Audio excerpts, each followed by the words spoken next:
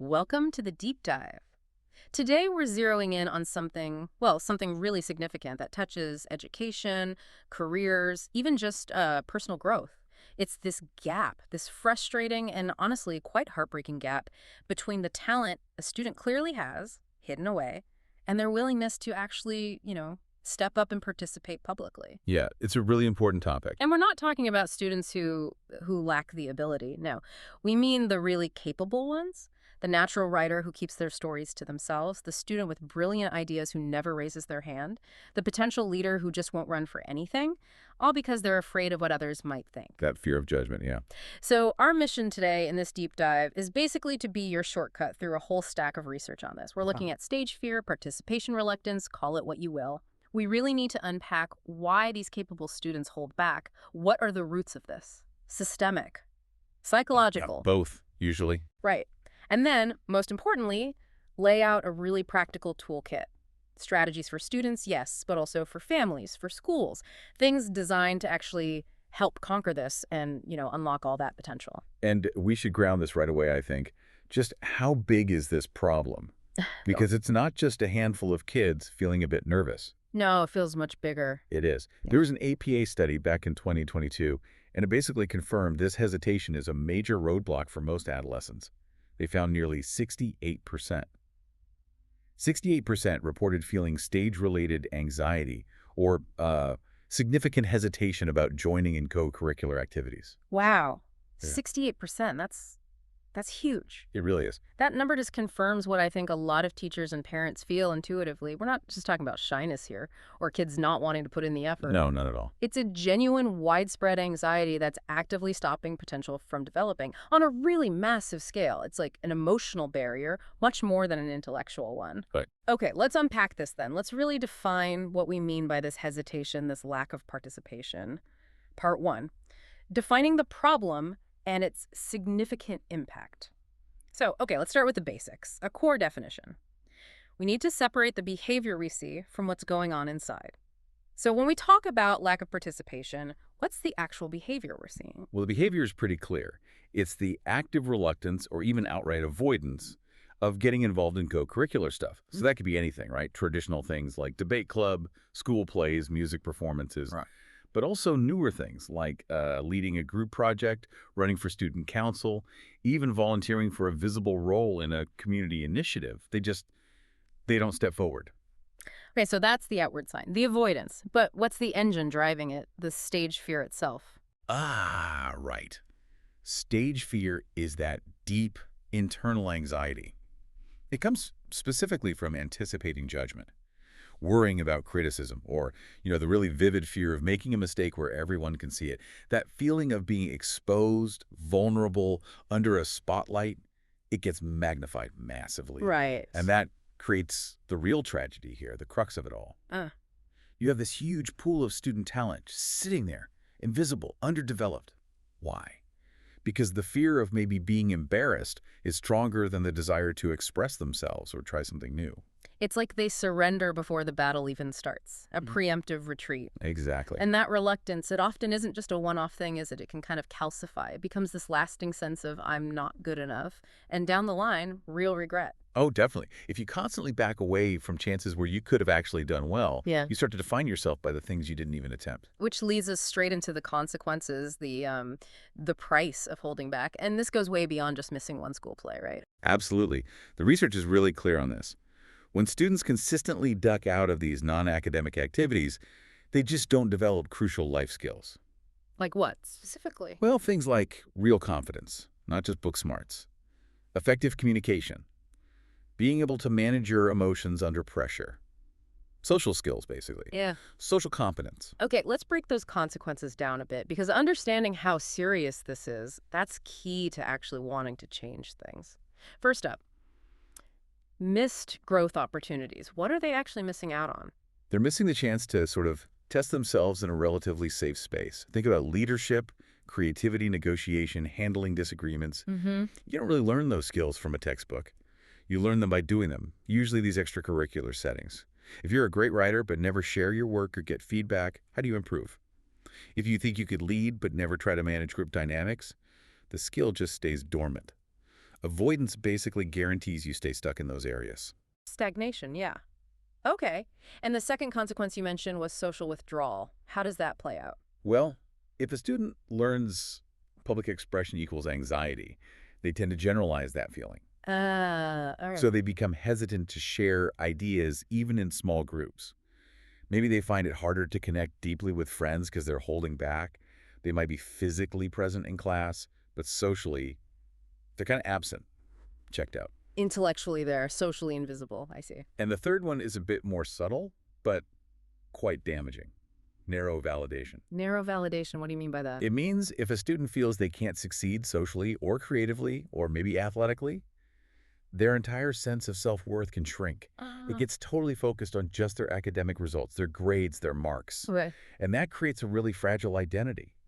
If they then have an academic wobble, maybe a bad test score, their whole self-esteem collapses because they have no other pillars, no other areas where they feel successful or validated. Ah, that makes total sense. All their eggs are in the academic basket? Pretty much. And finally, there's the long-term impact. The source material really emphasizes this. Avoiding the stage in school often becomes a lifelong fear of public speaking. So it doesn't just magically disappear after graduation. Not usually, no. What starts as nerves before a high school debate can turn into real, crippling anxiety when you need to give a presentation at work or pitch an idea or even just, give a toast at a friend's wedding. Yeah. The skills they didn't practice when they were, say, 15 become real career obstacles when they're 25 or 30. The regret changes. It's not just, oh, I wish I tried out for that play. It becomes, I really wish I was better at speaking up for myself, advocating for my ideas. It has real-world consequences. Part 2, diagnosing the root causes why students hold back. Okay, so the cost is clear, it's significant. Now we need to shift gears. If we really want to tackle this 68% problem, we have to go beyond what it is and get into the why. And this needs like a full perspective, doesn't it? Looking inside the student's head, looking at the school environment, and looking at what's happening at home. Exactly. A multifaceted approach. Yes, and this is where it gets really interesting, I think. Let's start with the inner game. The psychological factors at play. Okay. So, inside the mind of a student who holds back, it's often a landscape filled with perceived threats. The most immediate powerful force is usually that simple fear of criticism or judgment. Not just about getting something wrong, but about ridicule. Yes, it's worrying about being laughed at or scorned or facing public humiliation. For a teenager especially, that can feel like a primal threat, almost like, the social equivalent of being hunted. It triggers a very strong reaction. And that connects directly to self-talk and self-esteem, I imagine. That internal monologue. Absolutely. The research shows this negative inner voice is incredibly powerful, often crippling. You hear students internally saying things like, I know I'll forget my lines, or everyone else is so much better than me, or the classic, I'm going to make a complete fool of myself. And those aren't just passing thoughts, are they? No, they're powerful motivators. They directly fuel the avoidance behavior. And tied closely to this is the perfectionism trap. Ah, perfectionism. We often think that's a good thing, right? Striving for excellence. It can be, but in this context, it often becomes paralyzing. How does that trap work here? How does it stop them? It creates this all-or-nothing thinking. The student genuinely believes that if they can't do it perfectly, flawlessly, then it's better not to even start. Wow. They don't see practice or making mistakes as steps towards getting better. They see any imperfection during the process as proof that they're not good enough right now, which just ramps up the anxiety. Trying and potentially failing slightly feels like publicly announcing their flaws, which is the very thing they want to avoid. So silence feels safer than imperfect participation. Precisely. Certainty of silence over the risk of a visible mistake. That's a really key insight. The drive for excellence actually blocks participation. And then, of course, there's the weight of the past. Previous bad experiences must play a huge role. Oh, absolutely. If a student had a really significant public embarrassment, before maybe they froze during a presentation, forgot lines in a play, or perhaps a teacher even unintentionally ridiculed their effort, Yeah. that experience creates this powerful, almost automatic barrier in the brain. Any future situation that feels similar gets flagged as high risk, triggering anxiety, even if they're much better prepared this time. That old failure acts like a really strong, sometimes subconscious warning sign. Danger ahead, retreat. Okay, so that covers the internal world. Now let's step outside the student's head and look at the environmental and social factors. The school, the peers. We touched on academic tunnel vision earlier, but how does the school climate itself sometimes, maybe unintentionally, encourage this reluctance? Well, the environment sends constant signals about what's really valued. Academic tunnel vision happens when there's just a noticeable lack of emphasis, encouragement, or even just space for activities outside the main curriculum. It's not necessarily mean-spirited, but the message is clear. Often, yes. When all the big awards, the main resources, the parental praise, maybe even teacher attention are focused solely on grades and test scores, it sends an implicit message that co-curriculars are, well, secondary.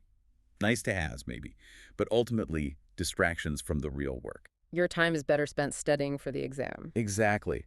And then you have the social dynamics, which can be brutal. Peer pressure and mockery. For many teenagers, the fear of being negatively compared to others, or worse, being laughed at or made fun of by classmates, that fear can genuinely outweigh almost anything else. Yeah, the social stakes feel incredibly high at that age. They really do. The thought of becoming the target of gossip or, a momentary viral joke within the school, that's a terrifyingly effective deterrent. And what if the school climate is generally unsupportive in terms of opportunities? Like if the only chances to perform are huge, high-pressure events? That's a major barrier. If the only options are, say, the big annual school debate championship or the massive talent show in front of everyone, there's nowhere for a beginner, someone hesitant, to just dip their toe in the water safely. The gap is too big. Exactly. A truly supportive climate needs to have built-in low-stakes opportunities, little steps. And what about the focus on winning? Does that play a part? Definitely. The overemphasis on winning. If the only time participation gets real recognition or celebration is when someone brings home a trophy or a first-place medal, Uh-huh. then the vast majority of students, the ones who just wanted to try something new or build a skill or just participate, they're left feeling like their effort didn't matter. Or, worse, that they failed. Makes participation seem pointless unless you're already at the top. Discouraging for everyone else. Very. And finally, we have to look at the foundation, the home environment, family and cultural factors. Often, the groundwork for these expression barriers starts at home. One factor can be overprotective parenting. How does being protective lead to less participation? It seems counterintuitive, maybe. Well, sometimes parents, with the best intentions, discourage activities they see as risky. Risky for grades, maybe, like a time commitment conflict, or even risky for the child's emotional well-being. They don't want them to face potential disappointment or stress. So they might subtly steer them away. Yeah, they might unintentionally reinforce the idea that avoiding risk is always safer than gaining experience.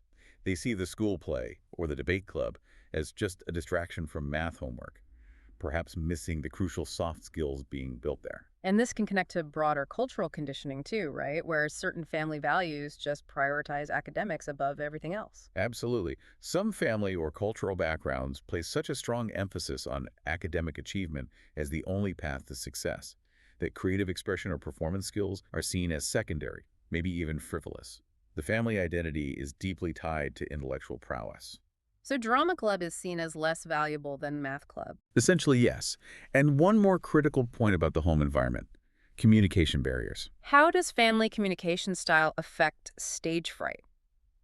If a child grows up in a home where emotions aren't really expressed openly or discussed or even modeled much, where conversations are mostly about logistics or facts, Mm-hmm. that child might naturally struggle to translate their own inner feelings and ideas into public expression later on. Right. They literally might not have the emotional vocabulary or the practiced skill of articulation because it wasn't part of their home life. They haven't learned how to speak their truth comfortably. Hmm. Part 3. Recognizing indicators and the theoretical framework. So if we take all those underlying causes we just talked about, the psychological, the social, the family context, and connect them to what we actually see, we can start spotting the signs, the indicators that this anxiety is present. Recognizing these is really key, especially for teachers or parents who might be the first to notice something's up, if we connect this to the bigger picture. Right. So from the student's own experience, what are the signs? They must feel pretty awful physically sometimes. Oh, absolutely. The physical symptoms can be intense and very real. We're talking about things like heart pounding, sweating palms, maybe shaky hands or a bit trembling voice, that knot in the stomach, especially right before they have to speak or perform. And mentally. Mentally, it's often a storm of constant, intense negative self-thoughts leading up to it. Worrying, catastrophizing. This can really impact sleep, concentration. Okay, so physical and mental distress. And how does it show up in their behavior? How do they manage to avoid the spotlight? Through active avoidance behaviors, they might suddenly claim they're too busy with homework. They might conveniently forget the date of an audition or sign up. Or, very commonly, they'll gravitate towards working behind the scenes. Managing the lighting for the play, writing the script but not performing, organizing the event logistics, anything that contributes but keeps them safely out of sight. Still involved, but invisible. Exactly. And then, often after they've missed an opportunity they secretly might have wanted, there's this wave of regret or guilt, which just reinforces the negative feelings for next time. Okay. And what about teachers? They see these students in a different context day to day. What clues should teachers be looking for? Teachers often see the pattern of avoidance in the classroom itself. The student who clearly knows the answer but never puts their hand up. They hear the frequent excuses, things like, oh, I'm not really good at presentations, or someone else would do a much better job, they've practiced more. There's often a deflection. Right. And they can see the visible nervousness even during simple, low-stakes moments, like reading a paragraph aloud in class. You might see fidgeting, shallow breathing, a very quiet or hesitant voice. Sometimes this hesitation also shows up as minimal peer engagement during group work or less structured activities. They hang back. Okay, that gives us a clear picture of the symptoms. Now let's bridge this to the theory. To really understand how to fix this, we need the frameworks, the research that explains why this happens and why certain solutions work. The source material points to a few key theoretical lenses. These are the bits that can provide that aha moment. That's right. Exactly. They help make sense of it all. A really foundational one, especially in performance psychology, is Albert Bandura's self-efficacy theory. This dates back to 1977, but it's still incredibly relevant. Self-efficacy. That's basically your belief in your own ability to do something specific. Precisely. It's your confidence in your capability to succeed in a particular situation. Bandura argued, very convincingly, that this belief is a fundamental driver of whether or not you'll even attempt challenging activities. So if your self-efficacy for public speaking is high, you give it a go. If it's low, you back away. Makes sense. But how does self-efficacy actually get built up or torn down in a school setting? Bandura identified 4 main sources. The most powerful one is mastery experience, actually succeeding at something. So small wins build confidence for bigger challenges. Exactly. If you manage to present successfully to a small group, your belief that you can handle the next slightly larger presentation goes up. That's mastery. The second source is vicarious experience or social modeling. Seeing someone else who you perceive as similar to you succeed can boost your own belief that you can do it too. If they can do it, maybe I can too. Right. Third is social persuasion. That's the external encouragement factor. Being told you can do this, you're capable, by someone you trust, a teacher, a parent, a mentor. Okay, mastery, watching others, encouragement. What's the fourth? The fourth is physiological and affective states. And this is where stage fright really kicks in. Ah, the physical symptoms we talked about. Yes. If every time you even think about performing, your body reacts with shaking, sweating, nausea, your brain interprets those physical signals as evidence that you are not capable. It lowers your self-efficacy, regardless of how skilled you actually are. Wow. So your body's reaction can sabotage your belief in yourself. Definitely. Which is why learning to manage those physical symptoms is so crucial. It directly impacts self-efficacy. And that seems to lead directly into the next framework mentioned, the cognitive behavioral framework, or CBT. How does that lens explain this cycle of avoidance? CBT provides a really clear model for how avoidance gets locked in. It explains that the behavior of avoiding the performance is powerfully reinforced by the negative automatic thoughts associated with it. Can you walk me through that? Sure.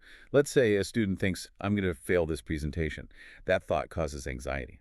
If they then decide not to do the presentation they avoided, the anxiety immediately goes down. Relief. Ah, okay. So their brain learns a simple, powerful lesson. Avoidance. Relief safety. The next time they face a similar situation, the anxiety might be even stronger, and the belief that performing is dangerous bad gets confirmed. It becomes this deeply ingrained self-feeding loop. Avoidance breeds more avoidance. So avoiding the threat actually proves to your brain that the threat was real and needed avoiding. Locks you in. Exactly. And the third theoretical perspective mentioned is the stress model, specifically from Lazarus and Folkman back in 1984. This model frames stage fear not as a response to actual danger, but as a stress response triggered by the perception of threat or evaluation. The perception. So it's about how the student interprets the situation. Yes, very much so. It involves two key stages of thinking, or cognitive appraisal. First is primary appraisal. The student judges the situation itself. Is this audience likely to be critical? Is doing well on this performance important to me? If they perceive the audience as threatening or the task is having high stakes, that starts the stress response. Okay, judging the threat level, what's the second stage? Secondary appraisal. This is where the student assesses their own resources to cope. Do I have the skills to handle this? Can I manage the pressure? If both appraisals are negative, high perceived threat, low perceived coping resources, then the stress response to stage fright is going to be huge. And this happens regardless of whether the audience is actually hostile or not. The mind treats the perceived threat as real. That's powerful because it implies the student can change the response by changing their perception. Precisely. If they can reframe their perception of the audience, maybe see them as supportive, or bolster their belief in their coping skills through practice, relaxation techniques, they can significantly reduce the stress response. It puts some control back in their hands. Okay, and finally, the sources mention the CBSE guidelines for holistic development from 2023. How does that fit in? Well, that really connects the theory back to the practical reality of education systems. It shows that bodies like the CBSE are now formally recognizing that getting students actively involved in co-curricular activities isn't just a nice extra. It's being mandated as essential for building confidence, emotional well-being, and developing those well-rounded skills we talked about earlier. It signals a systemic shift, acknowledging that this kind of development is crucial, not optional. Part 4, the Solutions Toolkit Strategies for Confidence Building. All right, this is the crucial part. We've defined the problem, explored the roots, looked at the theories. Now, the action plan. What can actually be done? The sources lay out a really comprehensive toolkit, don't they? It's multi-layered, emphasizing that this isn't just on the student. It needs buy-in from the school, from families, a real team effort. Absolutely. It has to be collaborative. We're moving from understanding the why to the practical how. So where do we start? We start where the problem often feels most intense, inside the student's mind, with psychological empowerment. The goal here is fundamentally shifting the mindset. And the first step is often simple, but needs real consistency, using positive self-affirmations. Okay, affirmations. Is this just like looking in the mirror and saying, I'm great, or is there more to it? It's a bit more targeted than that, ideally. The affirmations should be specific, personalized, and believable to the student. They need to be repeated regularly, daily, even multiple times a day, to actively counteract that negative self-talk loop we discussed. So things like, Maybe, I am prepared for this presentation, and I can handle any challenges that come up. Or, my value as a person isn't defined by how perfectly I perform. They should focus on effort, capability, and resilience.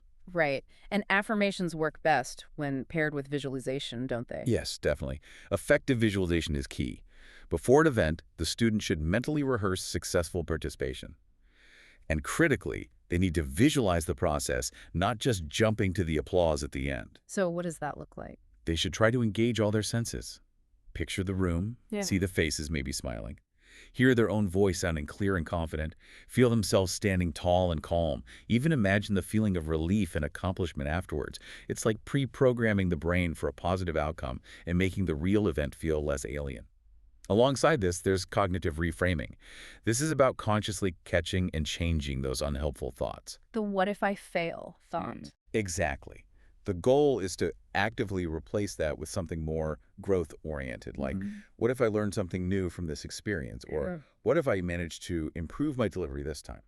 Can you give an example of a reframe script a student could practice? Sure. Let's say the automatic thought is, if I stumble over a word, everyone will think I'm an idiot.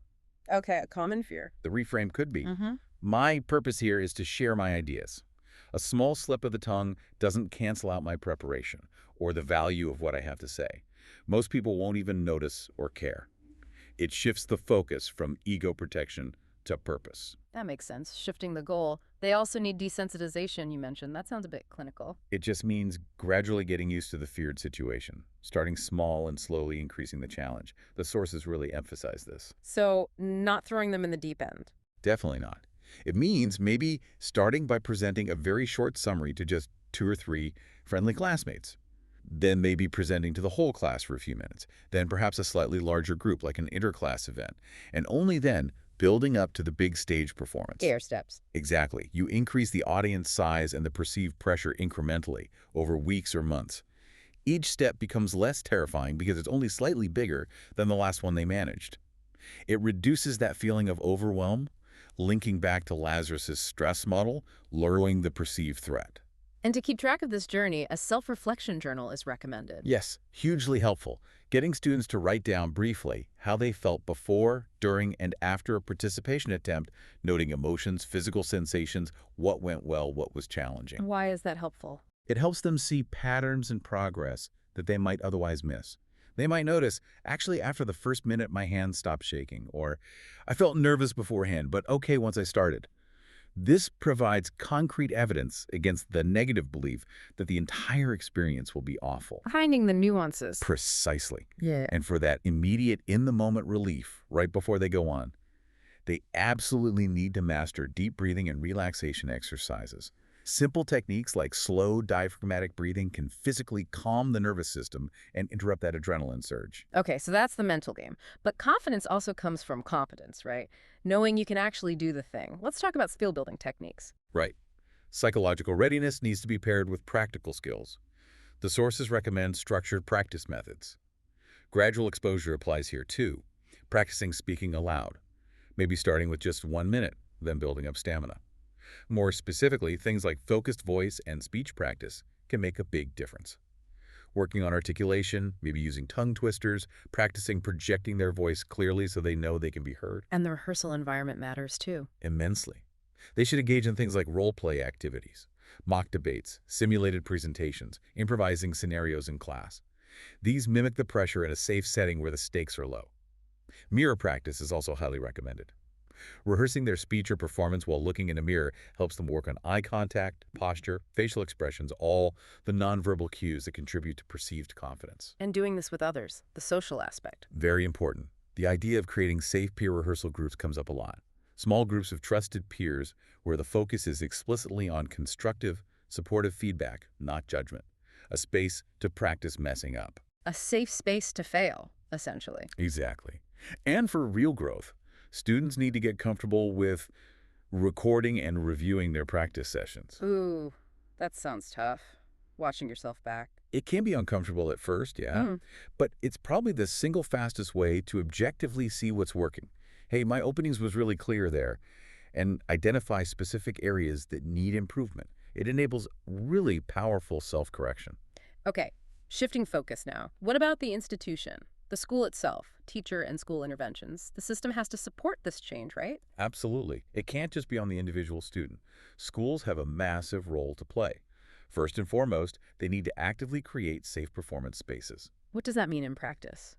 It means deliberately organizing low-stakes events, specifically for beginners or those lacking confidence. Maybe weekly talent corners during lunch or expression forums where the explicit goal is participation and effort, not polish. So, removing the pressure of perfection. Completely. The message has to be, this is a place to try, to experiment, to maybe stumble, and that's okay. That's part of learning. Failure needs to be normalized, even celebrated as a sign of trying. And that connects to the broader need for a culture shift towards a positive feedback culture. Yes, feedback from teachers and even peers needs to prioritize acknowledging the effort and courage first. Instead of jumping straight to criticism like your arguments were weak, start with, it took courage to volunteer for that debate, thank you. Your point about X was interesting. For next time, maybe we can work on strengthening the evidence for Y. Always effort first. Affirming the attempt. Schools could also set up mentorship programs. That's a great strategy.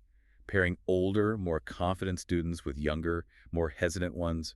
That peer-to-peer guidance can feel less intimidating and more relatable than advice from an adult sometimes. And providing explicit training. Definitely. Offering structured confidence-building workshops that teach practical skills, how to manage public speaking anxiety, specific vocal techniques, understanding body language, maybe even basic emotional regulation strategies based on CBT, making it part of the school's offering. And embedding these opportunities into the everyday curriculum. Crucial. Integration with curriculum. Getting students used to presenting brief summaries, reading sections aloud, sharing creative work as part of regular subjects like English, history, even science. This normalizes public expression, makes it less of a rare, scary, high-stakes event. Makes it routine. And finally, under the school's role, recognition policies. How we reward students matters. Hugely. Schools need to make sure they're recognizing and celebrating more than just winning. Awarding points or certificates for consistent participation, for demonstrable improvement over time, for acts of courage in stepping forward, even if the student didn't come first. So, valuing the process, not just the outcome. Exactly. If participation and effort are visibly valued alongside academic achievement, the whole school culture starts to shift. Okay, last piece of the puzzle, the home front. Parental and family support. Parents need to be partners in this. Essential partners. First off, parents can model confidence, share their own stories, honestly, about times they felt scared and how they pushed through, show that anxiety is normal, not something to be ashamed of, and crucially, they need to practice encouragement at home, really celebrating the effort, the willingness to try, much more than demanding perfection or focusing only on the result. I'm so proud of you for auditioning is more helpful than did you get the lead part. We talked earlier about how damaging comparison can be, that the sources had a specific point on that for parents, didn't they? Yes, a very clear directive. Mhm. Consciously avoid negative comparisons. Never compare your child unfavorably to a naturally outgoing sibling or a high-achieving friend. It just crushes self-esteem and reinforces that feeling of not being good enough. Instead, focus on providing informal practice opportunities at home. Encourage them to share something interesting they learned at school over dinner. Maybe perform a song or poem for the family during a gathering. Keep it light, fun, low pressure. And just normalizing performance in art. Yeah, attending local plays, concerts, or cultural events together can help make performance seem like a normal, enjoyable part of life, not some terrifying ordeal. And finally, parents need to actively collaborate with teachers. Checking in. Yes, having regular brief check-ins about how their child is doing socially and expressively at school. Are they participating more? What strategies is the teacher using? This ensures that the supportive messages and encouragement are consistent between home and school. It creates a united front. Okay, that's a lot of great strategies for parents, schools, and the students themselves. Let's try and pull the most practical daily actions together. What are the daily confidence habits a student can actually start doing tomorrow? Right, the small, consistent actions that add up. The sources suggest a few high-impact ones. Daily. Practice maintaining eye contact when talking to people, even just cashiers or family members. It's a small thing that signals confidence. Also, consciously stand tall and use open posture. Body language really does affect how you feel. Think about Amy Cuddy's power pose idea.